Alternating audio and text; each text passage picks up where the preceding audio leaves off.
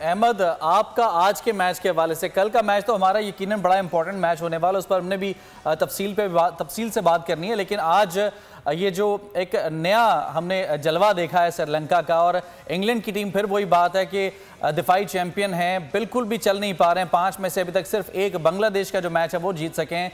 सिर्फ पाकिस्तान की टीम जो है वो डामाडोली का शिकार नहीं है इस इवेंट में, और भी टीम्स हैं, इंग्लैंड उनमें सर फहरिस्त है। क्या कहेंगे? सबसे पहले तो आप सब लोगों को बहुत बहुत सलाम। देखें, इंग्लैंड की टीम का ना ज्यादा जो शौक है हम लोग वो इस वजह से है क्योंकि इंग्लैंड की टीम का कॉम्बिनेशन बहुत जबरदस्त था। अगर आप देखें तो इंडिया की कॉम्बिनेशन की तरह इंग्लैंड का कॉम्बिनेशन जो है उसके सारे बॉक्सेस टिक थे। उनके पास स्पिनर्स पूरे हैं, फास्ट बॉलर्स हैं, बैट्समैन उनके पास जितने भी हैं। 3 चेंजेस भी की गई थी आज के इस मैच में इंग्लैंड की तरफ से। एक्सपीरियंस और एक्सपोजर भी है उनके जितने भी बैट्समैन हैं, खासतौर पर बड़े टूर्नामेंट्स का। तो इस वजह से थोड़ी सी मायूसी भी हुई और थोड़ा सा जो है वो शौक भी हूं मैं कि उनकी परफॉर्मेंस के हवाले से। पाकिस्तान की जो बात है, पाकिस्तान के तो कॉम्बिनेशन पे भी बहुत सारे सवालात है ना। हमारे पास स्पिनर्स भी नहीं है प्रॉपर, और हमारी बैटिंग तो हमेशा से ही उस पर आप यकीन कर ही नहीं सकते। फास्ट बॉलर्स भी थोड़े से आउट ऑफ टच थे, लेकिन पाकिस्तान का ये है कि कॉम्बिनेशन को लेके हम लोग शायद कहीं ना कहीं मेंटली तैयार थे इस तरह की परफॉर्मेंसेस के लिए। लेकिन इंग्लैंड का तो बड़ा सरप्राइजिंग है, पहले अफगानिस्तान से भी हार जाना, फिर श्रीलंका जो बेचारे उनका कॉम्बिनेशन भी पूरा नहीं है उनसे हार जाना। तो मेरे ख्याल में शायद इंग्लैंड जो है वो बहुत ओवर कॉन्फिडेंस के साथ आया, क्योंकि हमने देखा है कि उनका जो कॉम्बिनेशन है उसको लेके शायद वो बहुत ज्यादा इजी हो गए कि हम इजीली इन चीजों को कर लेंगे। ऑस्ट्रेलिया ने भी शुरू में स्ट्रगल किया थोड़ा सा जो है कंडीशंस के लिहाज से, जैसे फिर वो सेटल हुए तो पाकिस्तान वाले मैच में भी आप देख लें। अच्छा Ahmad, sorry to interrupt you, यहाँ पर अभी जो आपने बात की ओवर कॉन्फिडेंस की, तो हमने ये भी देखा कि जो 3 चेंजेस की गई हैं, हैरी ब्रूक को आज आराम दिया गया और इसके अलावा टोपली को आज आराम दिया गया है। ऐसा तो नहीं लगा था कि श्रीलंका है सामने, बहुत आराम से इसको मार देंगे, इसलिए कुछ चीज़ें ट्राई की जाएं, कुछ तजुर्बे किए जाएं, इस तरह का कुछ मामला नजर आया आज?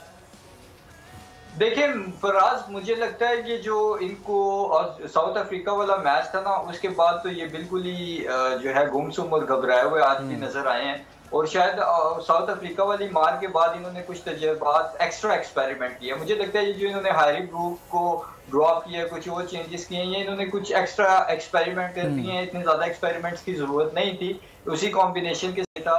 तो दैट डजंट मीन कि आप पैनिक कर जाए और आपके जो है ना हाथ पांव फूल जाएं। तो कुछ इस तरह की कंडीशन नजर आई है। और श्रीलंका को दूसरी तरफ क्रेडिट देना पड़ेगा कि श्रीलंका ने जो है वो ना सिर्फ उनको बहुत कम टोटल पे आउट किया, 150 पे आउट कर दिया उनको 156 पे, और उसके बाद उसको चेस भी बड़े जबरदस्त तरीके से किया। शुरू की उनकी विकेटें जो है वो थोड़ी सी गिरी। असल में जो श्रीलंका का मसला है वो ये है कि श्रीलंका के जो कुशाल मेंडिस हैं उनका बहुत अहम रोल है उनकी बैटिंग लाइनअप में।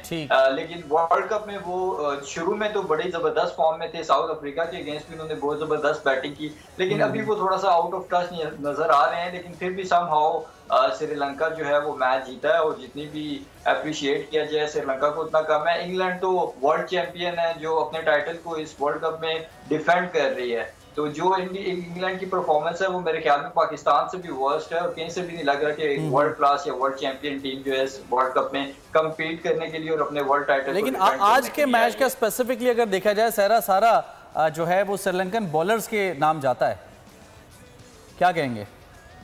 बिल्कुल ऐसा ही है, क्योंकि देखें फराज, हम अक्सर ये बात करते हैं ना कि सब कॉन्टिनेंट या India, Pakistan, even Sri Lanka, Dubai वगैरह भी हर जगह पे ये जो रीजन है एशिया का रीजन, यहाँ पे ज्यादातर बैटिंग फ्रेंडली विकेट्स होती हैं।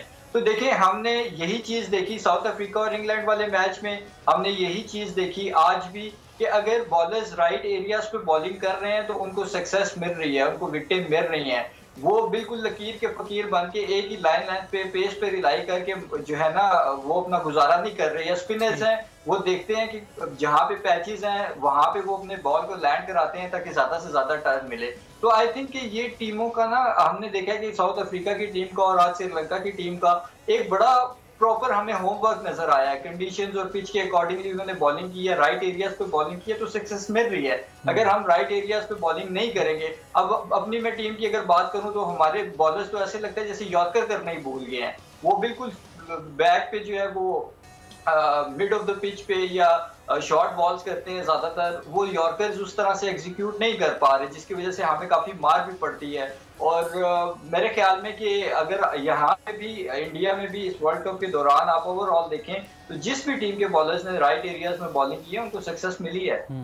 ठीक है अहमद, आपने बिल्कुल ठीक कहा। सब्सक्राइब करें और बेल दबाएं ताकि कोई खबर रह न जाए।